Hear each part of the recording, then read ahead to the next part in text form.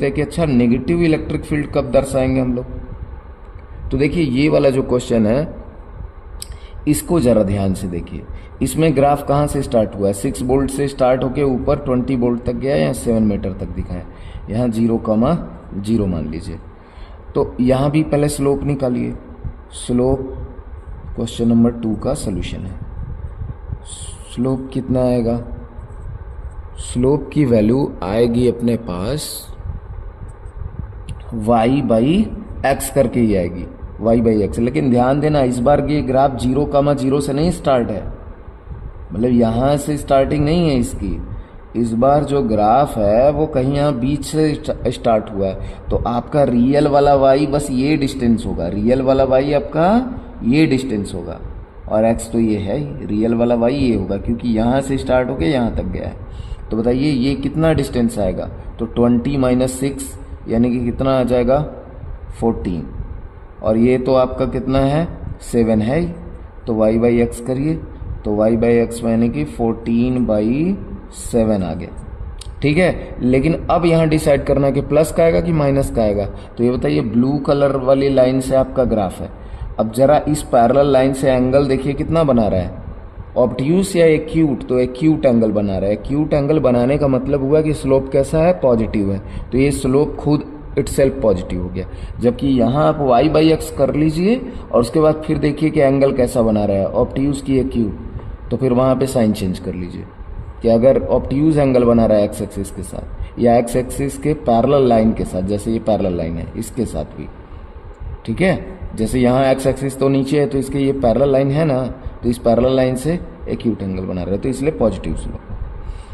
तो यानी कि dv/dr की वैल्यू ही कितनी आई है, +2। तो बताइए e क्या होता है, e होता है माइनस का dv/dr, तो माइनस एंड +2, तो इस बार आंसर आ गया -2 न्यूटन पर कूलम।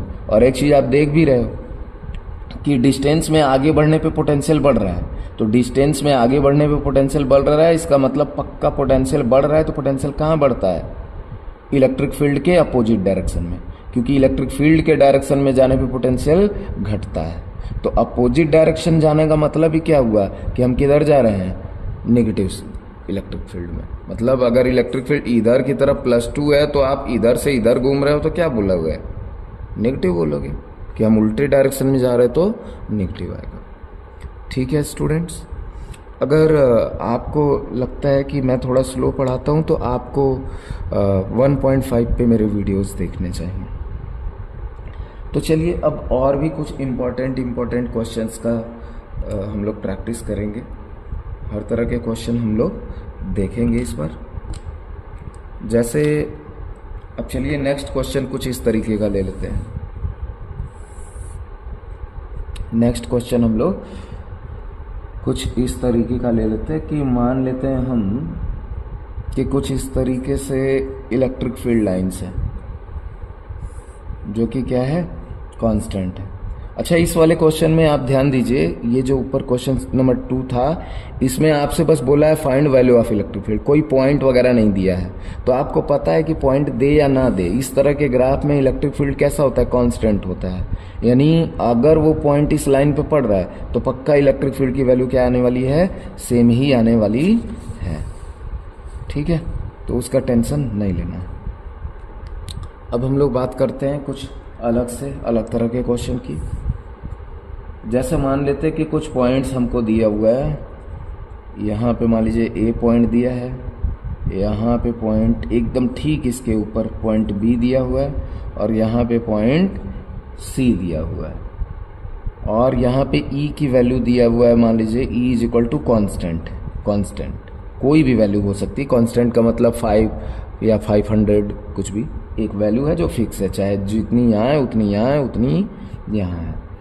आपसे पूछ रहा है find out which of the 2 points have same potential. Question है which of the 2 points have same potential, मतलब ए से बी के लिए सेम होगा या बी से सी के लिए सेम होगा या ए से सी के लिए सेम होगा। ठीक है, और चलिए हम मान लेते हैं कि ये जो डिस्टेंस है डिस्टेंस भी आपको गिवन है, और ये डिस्टेंस मान लीजिए आपको गिवन है d, और ये वाला डिस्टेंस भी आपको मान लीजिए गिवन है d, सेम ही डिस्टेंस है। तो ये बताइए ये d, तो और ये B से C जो पॉइंट है वो बिल्कुल इलेक्ट्रिक फील्ड के क्या है, पैरेलल है, और A से B जो लाइन है वो इलेक्ट्रिक फील्ड के क्या है, परपेंडिकुलर, ये आपको गिवन है। तो चलिए इस क्वेश्चन को अब हम सॉल्व करते हैं। क्वेश्चन आपको समझ में आ गया होगा। तो ये पूछ रहा है कि विच पॉइंट्स हैव सेम पोटेंशियल। तो मान लीजिए कि हम पार्टिकल को पहले मूव कैसे करवाते हैं, चार्ज को, कोई टेस्ट चार्ज ही ले लेते हैं कि मूव कर रहा है। तो मान लीजिए हम निकालते हैं पोटेंशियल कि हम A से चलना चालू कर रहे हैं और B पे पहुंच रहे हैं। तो अपना फॉर्मूला क्या है कि फाइनल हम कहाँ से जा रहे हैं, A से लेके B पे जा रहे हैं। तो कैसे सॉल्व करोगे? हम लोग सॉल्व करेंगे VA minus VB is equal to हो जाएगा E डॉट R, जहां पे R क्या होता है, डिस्प्लेसमेंट वेक्टर। अच्छा ये क्या हो गया, माइनस साइन कहाँ चला गया? तो भाई A से ही शुरू करे और B पे गए, यानी इनिशियल माइनस फाइनल कर दिया इस बार। तो होता फाइनल माइनस इनिशियल अगर लिखते, यानी VB माइनस VA लिखते, तब तो माइनस साइन रहता, और उसी माइनस को इसमें डाल दिया तो ये पलट गया। तो VA minus VB equal to E dot R, जहाँ पे R क्या है, पोजिशन वेक्टर है। R हमेशा पोजिशन वेक्टर है, यानी कि B माइनस A वाला डिस्टेंस है। तो बताइए क्या आएगा सोल्यूशन इसका? तो ध्यान से देखिए, यहाँ E डॉट R है, वेक्टर E डॉट R। तो E को E ही मान लीजिए आप, E is equal to constant है, और चलिए इसकी वैल्यू दी है E नॉट। तो यहाँ पे रख दीजिए E नॉट, और डॉट R की वैल्यू कितनी है, D है, और एंगल कितना है, किसके साथ एंगल, इलेक्ट्रिक फील्ड के साथ। तो कितना एंगल बन रहा है, 90 डिग्री। तो cos 90 डिग्री, डॉट प्रोडक्ट में cos आता है ना, पता है ना, A dot B equal to AB cos theta होता है ना, वेक्टर में सीखा था। तो ये क्या आ गया, 0 आ गया, दिख रहा है 0 आ गया। cos 90 की वैल्यू 0 होती है, और इसलिए ये पूरा 0 हो गया। तो VA minus VB equal to क्या आ गया आपका, 0 आ गया। तो बताइए फाइनल यहाँ पे सोल्यूशन क्या निकल के आया, VA इक्वल टू VB। तो भाई ये दोनों तो सेम पोटेंशियल पे हैं, VA और VB। फर्स्ट चेक कर रहा था, अब आइए सेकंड चेक करते हैं। तो सेकंड चेक करते हैं, चलिए B से C मूव करते हैं हम लोग।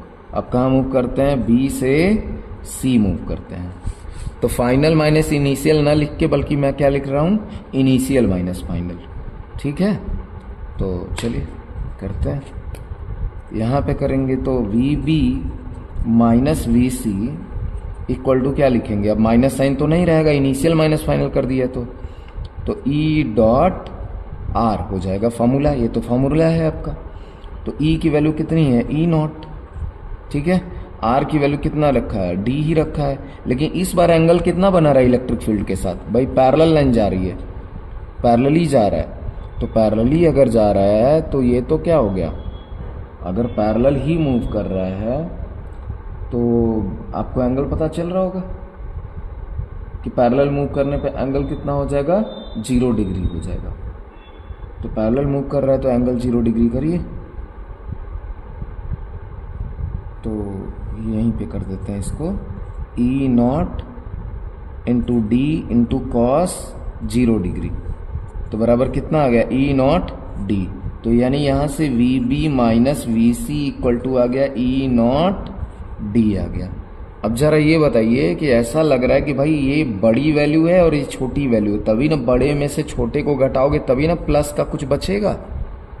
भाई यहाँ मान लो 10 आया है, तो 10 कैसे आ गया, दो चीज़ों का डिफरेंस 10 आया, इसका मतलब एक बड़ा है और दूसरा छोटा है। तो इससे ये पता चल गया कि VB क्या है, ग्रेटर देन VC। और सही भी है ना, सही भी है, क्योंकि इलेक्ट्रिक फील्ड कैसे मूव करती है, हायर पोटेंशियल से लोअर पोटेंशियल। तो B वाला बड़ा होना चाहिए, C वाला छोटा होना चाहिए। अब एक काम और भी कर सकते हो आप, A से C भी मूव करके देख लो जरा, ऐसे मूव करो। तो आप ये बताओ कि एंगल कितना बनेगा। तो एंगल तो ये भी डी है, ये भी डी है, तो कैसा बना आइसोसेलेस। तो आइसोसेलेस में ये अंदर वाला एंगल कितना आया 45 डिग्री। तो अगर अंदर वाला 45 आया तो बाहर का भी 45 हो जाएगा ना 90 डिग्री, क्योंकि ये पैरेलल लाइन है तो पूरा तो 90 बनेगा। तो अगर अंदर 45 तो बाहर 45। आइसोसेलेस में एंगल क्या होते हैं, सेम होते हैं। तो इंटरनल एंगल का सम कितना होता है 180। तो 180 में से ये बीच वाला 90 हो गया, तो बाकी दोनों का सम 90 होगा, और दोनों आपस में बराबर होते हैं तो 45, और इसके कारण ये वाला एंगल भी कितना आ गया 45। तो आइए सॉल्व कर लेते हैं इसको, और इसकी वैल्यू क्या आएगी √2d आएगी। तो चलिए थर्ड पार्ट करते हैं। तो थर्ड पार्ट हम लोग देख लेते हैं। थर्ड पार्ट अपना क्या करें, VA minus VC equal to क्या हो जाएगा, वही फॉर्मूला E.R। तो यहाँ पे E की वैल्यू तो E0 दे रखा था क्वेश्चन में, R की वैल्यू अभी अभी हम लोग निकाले हैं, क्या निकल के आया था √2d निकल के आया था। कैसे निकल के आया था, वो पाइथागोरस थ्योरम से। तो √2d और इनटू एंगल कितना cos 45 डिग्री, तो कितना आया E0 और √2d और इंटू 1/√2। तो √2 से √2 कैंसिल हो गया, तो कितना निकल के आया यहाँ पे E0d ही निकल के आया। यानी डिफरेंस इस बार भी क्या निकल के आया, E0d ही निकल के आया। दिख रहा है। तो यहाँ पे भी क्या हो गया, जो पोटेंशियल ये बड़े वाले में से छोटा घटाया तो कुछ पॉजिटिव वैल्यू है, इसका मतलब VA क्या है, ग्रेटर देन है किससे, VC से। तो अच्छा ये बताइए, तीनों का अगर हमको मान लीजिए ऑर्डर अरेंज करना हुआ पोटेंशियल का, तो क्या आप कर सकते हैं। आपको दिख रहा है कि VA क्या है, ग्रेटर देन VC है, और यहाँ से क्या निकल के आया था, VB भी क्या है, ग्रेटर देन VC है, और इसके पहले क्या निकल के आया कि VA VB के बराबर है। तो रिलेशन क्या निकल के आएगा, रिलेशन निकल के आएगा VA equal to VB is greater than VC। ये रिलेशन निकल के आया है, और सेम वैल्यू आनी भी चाहिए। जब ये दोनों लोग आपस में बराबर हैं भाई, तो इनका डिफरेंस तो सेम आना ही चाहिए था। बात समझ में आई होगी। वीडियो का लेंथ थोड़ा सा बड़ा हो सकता है, तो आप लोग इसको चाहे तो 2 पार्ट में देख सकते हैं। आगे बढ़ते हैं हम लोग अगले क्वेश्चन पे कि कुछ और क्वेश्चन क्या लिए जा सकते हैं। तो मान लीजिए इसी तरह के क्वेश्चन और भी देखते हैं हम लोग कि क्या आ सकता है।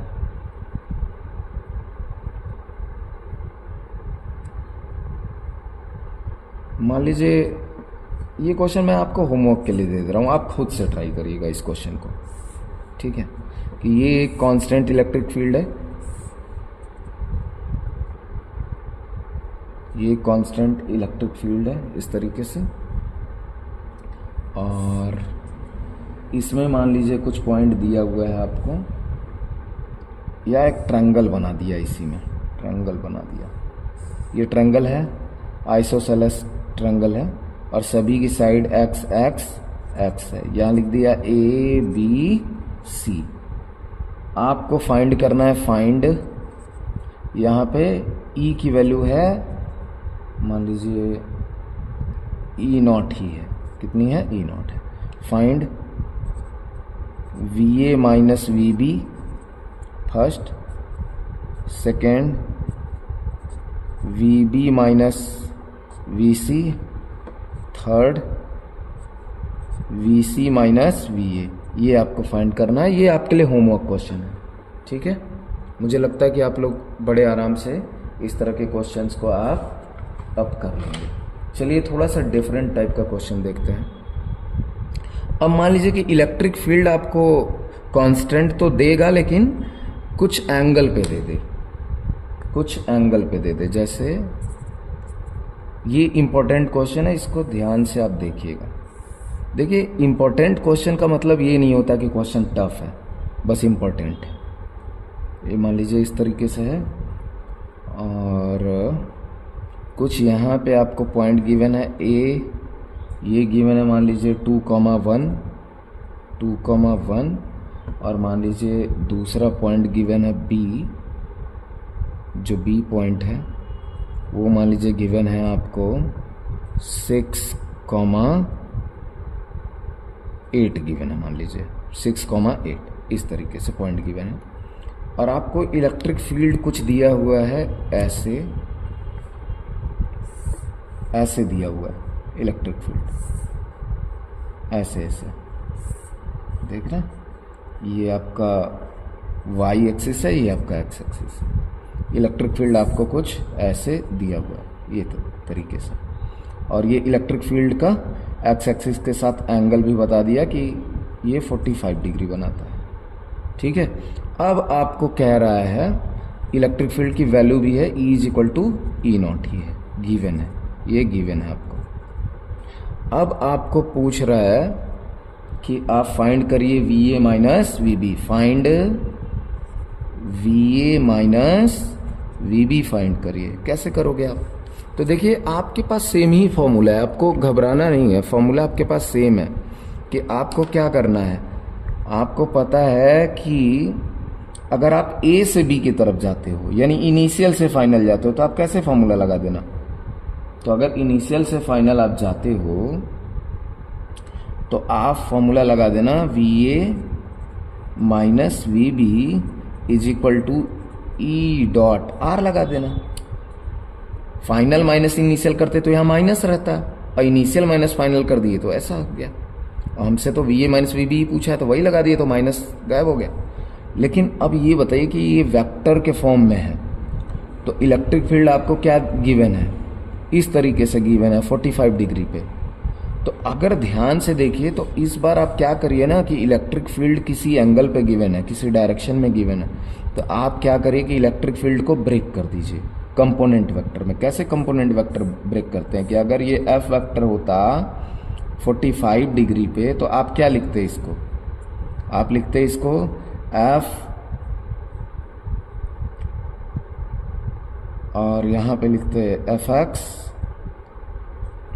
cos 45 डिग्री I कैप और plus Fy cos 45 degree J cap. सही है ना, थीटा पे होता है तो F cos theta F sin theta लिखते हैं कि नहीं लिखते हैं। ये किसके बराबर हो गया, F वेक्टर के बराबर। बात आ रही है समझ में। तो ऐसे ही आप इलेक्ट्रिक फील्ड को भी क्या कर दीजिए, ब्रेक कर दीजिए इलेक्ट्रिक फील्ड को। और जो पॉइंट्स गिवन है उनका भी पोजीशन वेक्टर आप निकाल सकते हो, final minus initial, final minus initial, और उसको भी I कैप और J कैप के फॉर्म में आप लिख सकते हैं। तो चलिए करते हैं यहीं पे इसके आगे सोल्यूशन। तो सीधे यहाँ आ जाते हैं, VA माइनस VB = E.R। आप जब नोट्स बना रहे हो ना, तो ये जो मैं बीच बीच में करता हूँ एग्जाम्पल के अंदर एग्जाम्पल ले लेता हूँ, इसको ये आपको समझाने के लिए कर रहा हूँ। नोट्स में चाहें तो आप इसको करें तो फिर ये इसको वो कवर कर दे कि ये समझाने के लिए, इसका क्वेश्चन के सोल्यूशन से लेना देना नहीं है। तो चलिए स्टार्ट करते हैं। इलेक्ट्रिक फील्ड कितना दिया हुआ है आपको, E0 दिया हुआ है। तो इलेक्ट्रिक फील्ड वेक्टर को क्या लिख सकते हो आप, E0 cos 45 degree I cap plus E0 cos 45 sin 45 degree J cap component vector से। ये आ गया।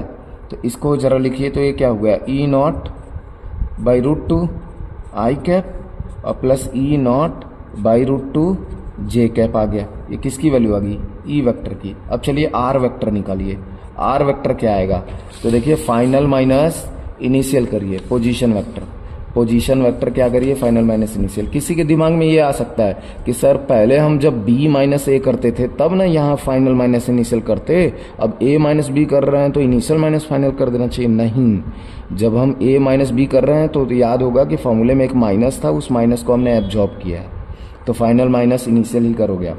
क्या करोगे, 6 - 2 तो कितना बचेगा, 3, और ये x का पॉइंट है, ये भी x है और ये भी x है, तो 6 - 2 I कैप करेंगे, बल्कि मैं लिख ही दे रहा हूँ 6 - 2 I कैप और प्लस 8 - 1 J कैप। कितना निकल के आया ये, 4 I कैप और प्लस का 7 J कैप निकल के आया। तो क्या ये दोनों आ गए, तो अब लगा दीजिए। क्या था formula, V A minus V B is equal to E dot R. अब कॉस वॉस लिखने की जरूरत नहीं है। अब आपको आई और जे में पता है, तो आपने 11th में सीखा है कि डॉट प्रोडक्ट कैसे करते हैं। तो निकालिए, ई वेक्टर कितना आया था, E naught by root two I cap plus E naught by root two J cap. Dot product लीजिए आर वाले के साथ। आर कितना है आपका 4 I cap plus 7 J cap. तो ये क्या निकल के आएगा, आई डॉट, देखिए आई का आई में करिए और जे का जे में, बाकी का करने का जरूरत नहीं, क्योंकि आई का जैसे ही आप क्या करोगे जे में तो वो जीरो हो जाएगा, जे का आई में करोगे तो जीरो हो जाएगा। तो इसलिए डॉट प्रोडक्ट में बड़ा सिंपल है कि आई का आई के साथ करिए और जे का जे के साथ, और न्यूमेरिक का न्यूमेरिक के साथ कर दीजिए। तो कितना आएगा 4 बाई रूट टू, न्यूमेरिक का न्यूमेरिक के साथ, ई नॉट, और आई डॉट आई कितना हो जाता है 1। कहोगे कि सर आई स्क्वायर, तो ठीक है, आई डॉट आई पढ़े होगे कि 1 होता है, नहीं पढ़े हो तो पढ़ लेना जाके, और अभी ध्यान दे दो। और प्लस जे का जे के साथ करो तो कितना आ जाएगा 7 by root two E naught, और जे डॉट जे कितना हो जाएगा 1। तो अब वैसे ही पता है कि पोटेंशियल डिफरेंस क्या होता है, स्केलर होता है, जबकि इलेक्ट्रिक फील्ड और ये पोजीशन वेक्टर क्या है, वेक्टर है।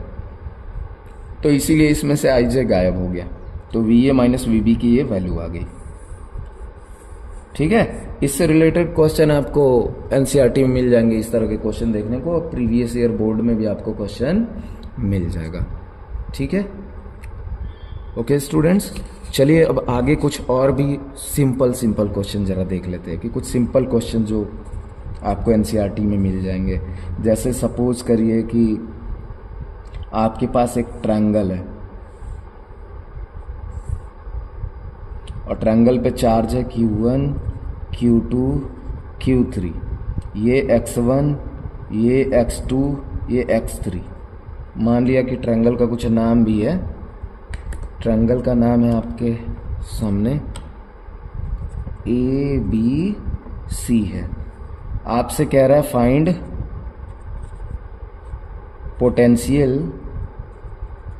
पोटेंशियल एनर्जी ऑफ सिस्टम, पूरे सिस्टम की पोटेंशियल एनर्जी। तो मैंने कहा था कि आप पेयर बना लीजिए स्टूडेंट। तो पहला पेयर ये हुआ, तो यू ए बी निकालिए। यू ए बी कितना आएगा के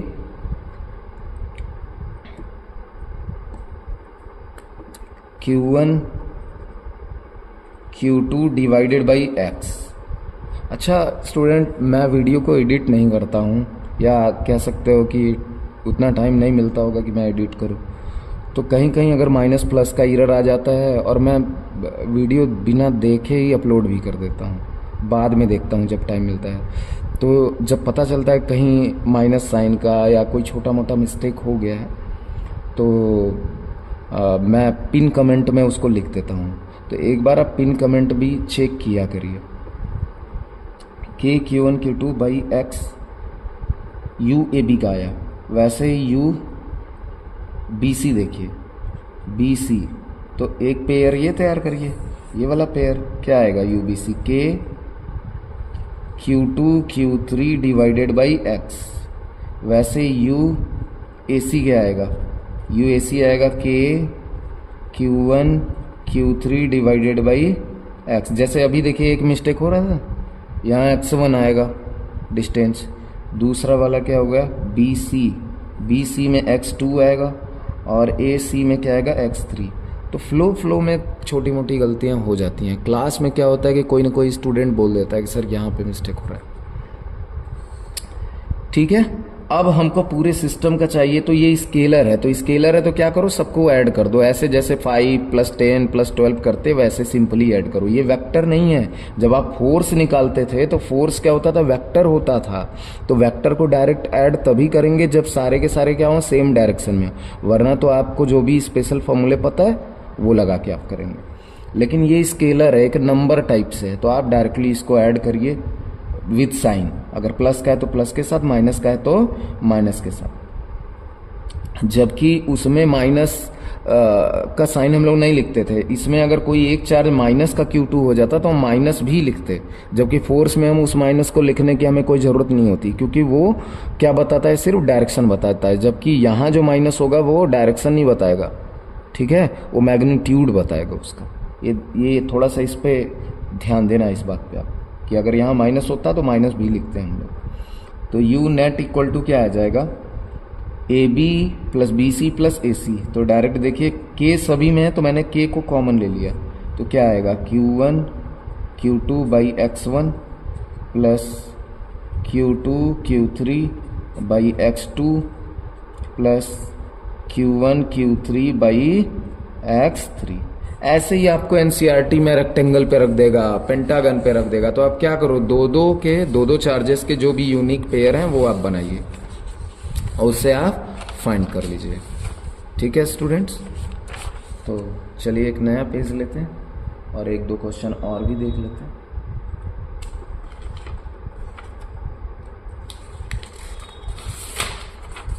चलिए स्टार्ट करते हैं।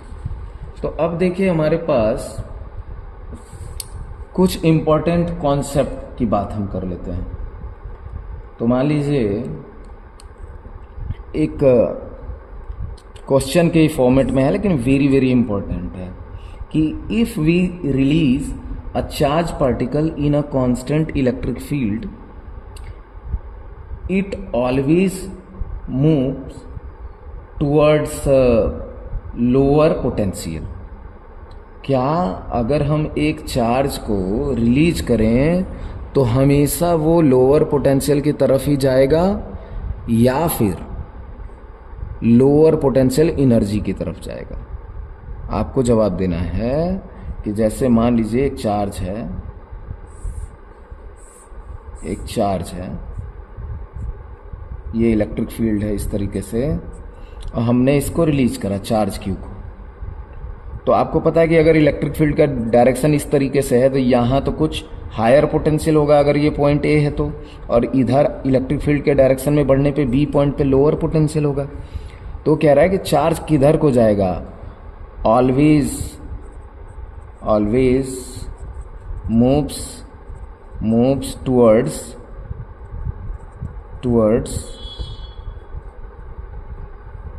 Higher potential to lower potential, मतलब VA से VB की तरफ जाएगा, ठीक, या फिर और moves towards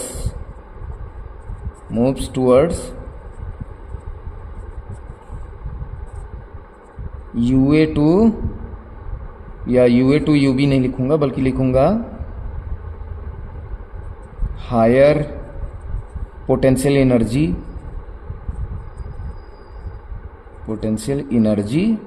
to lower potential energy की तरफ जाएगा। ठीक है, ये बात हम लोगों को थोड़ी सी कंफर्म करनी है कि क्या वो हायर पोटेंशियल से लोअर पोटेंशियल की तरफ जाएगा या फिर हायर पोटेंशियल एनर्जी से लोअर पोटेंशियल एनर्जी की तरफ जाएगा। दोनों में से कौन सी बात हमेशा सही होगी? देखो ये कभी कभी के लिए सही हो सकता है, लेकिन यहाँ एक पॉइंट दिया हुआ है ऑलवेज, हो सकता है किसी बात के लिए ये सही हो जाए, लेकिन हमेशा सही कौन सा होगा ये बताना है। तो चलिए एक केस लेके हम लोग इसका सलूशन देखते हैं, और ये बहुत इंपॉर्टेंट है, बोर्ड में भी पूछा जाता है, नीट वगैरह जेईई वगैरह में भी पूछा जाता है, क्योंकि ये कॉन्सेप्चुअल है। सपोज करिए कि हम लोग क्या करते हैं इस इलेक्ट्रिक फील्ड में, यहाँ पॉइंट इलेक्ट्रिक फील्ड का डायरेक्शन ऐसा है और यहाँ पॉइंट A है, यहाँ पॉइंट B है, पॉइंट B, और एक चार्ज Q को रिलीज करा। तो Q पे फोर्स किधर लगेगा आप बताइए? Force F is equal to QE लगेगा, ये पॉजिटिव चार्ज है। तो फोर्स हमेशा चार्ज को किधर मूव करवाता है? इलेक्ट्रिक फील्ड के डायरेक्शन में। तो यहाँ कैसा पोटेंशियल है? हायर है, यहाँ हायर पोटेंशियल है, हायर V है, और यहाँ पे कैसा है? लोअर, क्योंकि आपने पढ़ लिया है कि इलेक्ट्रिक फील्ड के डायरेक्शन में मूव करने पे पोटेंशियल क्या होता है? कम होता है। तो और सच में चार्ज इधर से इधर जा रहा है, तो ये इस पर्टिकुलर केस के लिए तो बिल्कुल सही आ रहा है। लेकिन अब थोड़ी देर के लिए ये सोचिए कि इसका यहाँ पोटेंशियल एनर्जी भी जरा देखिए, इसका जरा पोटेंशियल एनर्जी बताइए। तो यहाँ UA कितना आएगा? UA की वैल्यू क्या हो जाएगी? Q into V A. भाई पोटेंशियल में चार्ज से मल्टीप्लाई करते हैं तो ही तो आता है पोटेंशियल एनर्जी। और ये क्या है, हायर पोटेंशियल एनर्जी है। और यहाँ पे इसकी पोटेंशियल एनर्जी यू बी कितनी होगी, तो ये हो जाएगी Q इंटू वी बी। तो भाई सेम नंबर का छोटी वैल्यू में मल्टीप्लाई किए तो छोटा आंसर आएगा, और सेम नंबर का बड़ी वैल्यू में मल्टीप्लाई किए तो बड़ा आंसर आएगा। मतलब यू ए पक्का है कि ग्रेटर देन यू बी है। तो यहाँ पे तो वी ए और वी बी के लिए सही बैठ रहा है और यू ए और यू बी के लिए भी सही बैठ रहा है कि वी ए से वी बी की तरफ मूव करेगा, या फिर हायर पोटेंशियल एनर्जी से लोअर पोटेंशियल एनर्जी की तरफ मूव करेगा। लेकिन अब 1 मिनट के लिए ये बताइए कि अगर यहीं पे आप ले लेते हो माइनस का क्यू चार्ज, तो अब क्या होगा। तो अब गेम क्या हो जाएगा, पहले तो ये चार्ज इधर को मूव कर रहा था, अब निगेटिव होने के वजह से मान लीजिए इसको यहां कहीं रिलीज कर दिया, इधर कहीं।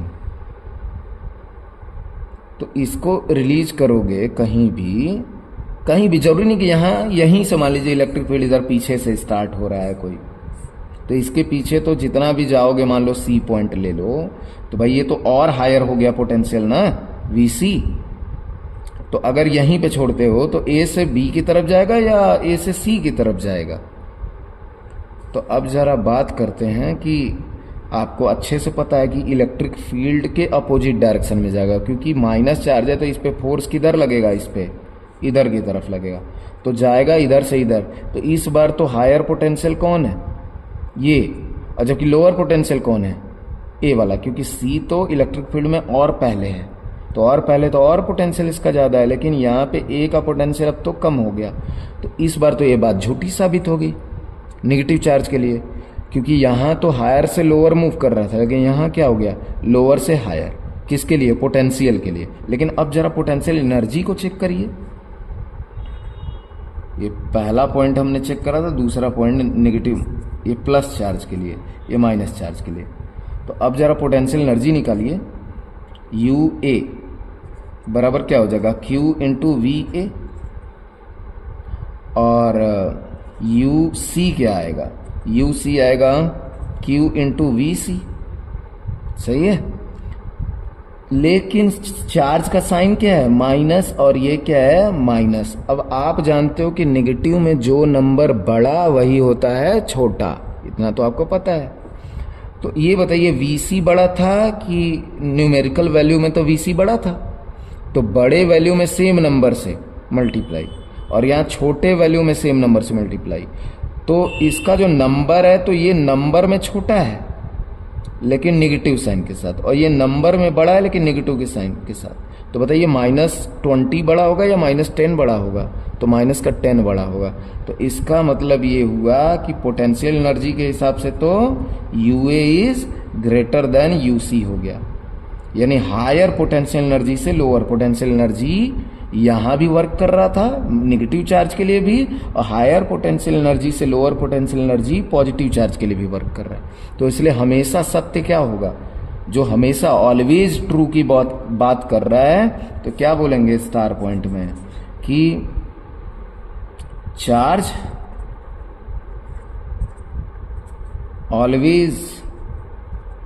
always moves towards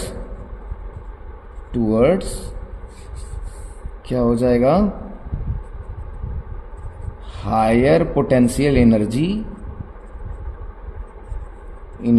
टू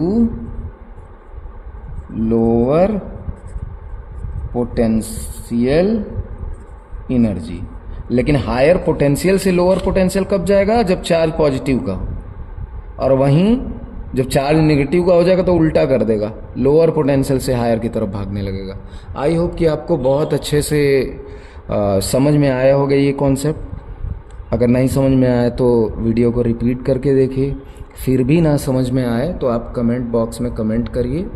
मैं सारी चीज़ों को अगले वीडियो में अपने कवर करने का और दोबारा से उस कॉन्सेप्ट को क्लियर कराने का कोशिश करूँगा, और आपको नोट्स भी बनाते रहना चाहिए।